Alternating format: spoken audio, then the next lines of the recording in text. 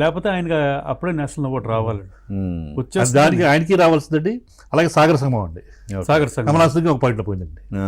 అది కూడా అలాగే మన సౌత్ తెలుగు వాళ్ళే.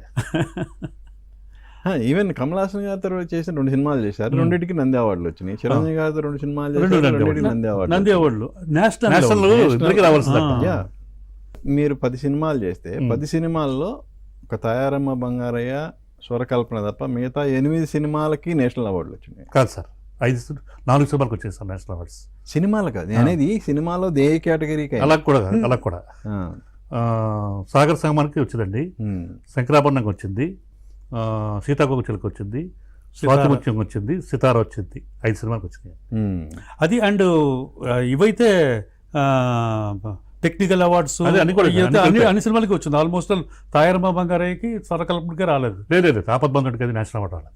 ఇది నేషనల్ అవార్డ్స్ రాలేదు. నేషనల్ అవార్డ్స్ టెక్నికల్ కాదు. అదే నేషనల్ అవార్డ్స్. నంది అవార్డ్స్ అన్ని సినిమాలకు వచ్చినాయండి. అదే నంది అవార్డ్స్ కానీ నేషనల్ అవార్డ్స్ కానీ ప్రతి అన్ని సినిమాలకు వచ్చినాయండి. స్వరకల్పన తాయారమ్మ గారు. నేషనల్ అవార్డు, టెక్నికల్ అవార్డు వచ్చింది. పి సుశీల్ గారికి వచ్చింది, ఎడిటర్కి వచ్చింది దానికి. అలాగే ఫస్ట్ టైం ఇళయరాజా గారికి ఫస్ట్ టైం సాగర్ సంగమంలో బెస్ట్ మ్యూజిక్ డైరెక్టర్ అండి. ఆయన తమిళ్లో అప్పటికే 100 సినిమాలు పైన చేశారు.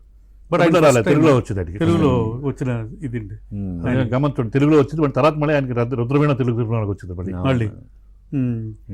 అలాగే ఎస్ జానకి గారికి, పి సుశీల్ గారికి, బాలసుబ్రహ్మణ్యం గారికి ఫస్ట్ టైం. బాలసుబ్రహ్మణ్యం 2 సార్లు శంకరాభరణం, సాగర్ సంగమం. అలాగే కేవి మహాదేవన్ గారికి, వాణి జయరామ్ గారికి, మొత్తం మళ్ళీ అనిల్ మన్నాడు ఎడిటర్కి వచ్చింది, సితారకి వచ్చింది. ఇవన్నీ నేషనల్ అవార్డు, టెక్నికల్ అవార్డ్స్ చాలా వచ్చినాయండి. ఇది